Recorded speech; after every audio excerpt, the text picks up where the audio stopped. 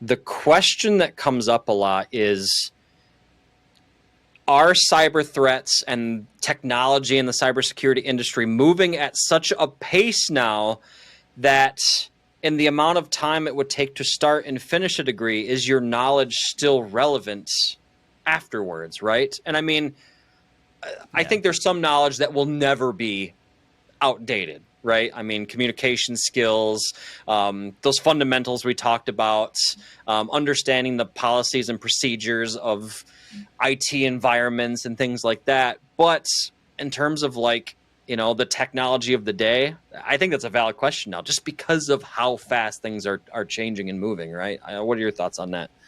Absolutely. I agree. I mean, I think that the fundamentals, and this is advice people, is that start with the fundamentals of IT. You know, a lot of us, at least anecdotally on my side, I was a high schooler, how to start in cybersecurity, and then you go look at Kali Linux tutorials with open source Metasploit or tools, and you Yep. think you're really cool. And that's awesome. Like Right. that is definitely a part of our industry. But um, what I realized is like, what is this cryptic string of characters? And it's a MAC address or something that's something very simple. It's a hardware address, but I have no idea what it is.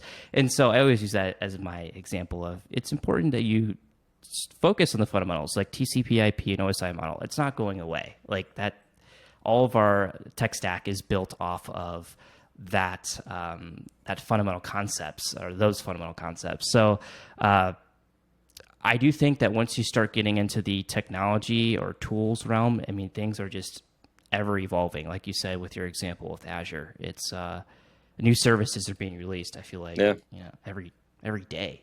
And so I agree with you. I think it's hard for a cybersecurity degree or curriculums to really play the game of staying ahead because there's a lot of bureaucracy in academia, in my Right. opinion.